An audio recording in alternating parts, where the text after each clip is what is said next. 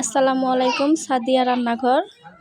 আজকে আমি chowmein noodles রান্না করেছি ডিম দিয়ে। আমি 1 প্যাকেট চাউমিন নিয়েছি, নেট ওজন 300 গ্রাম। দিয়ে দিলাম 1 চামচ লবণ, 1 চামচ তেল দিয়ে দিলাম। এখন দিয়ে দিলাম চাউমিনগুলো সিদ্ধ করার জন্য।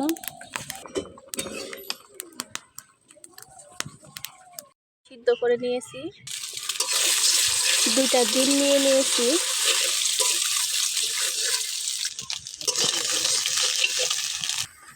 দিয়ে দিলাম পেঁয়াজ, রসুন আর কাঁচামরিচ দিয়ে দিলাম। কিছু সময় আমি ভেজে নেব। দিয়ে দিলাম নুডলস,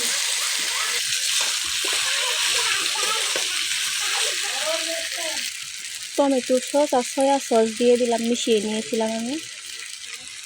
নুডলসের মশলা দিয়ে দিলাম, স্বাদ মতো লবণ। এখন আমি ভালো করে মিশিয়ে নেব। আমি দিয়ে দিলাম ডিমগুলো।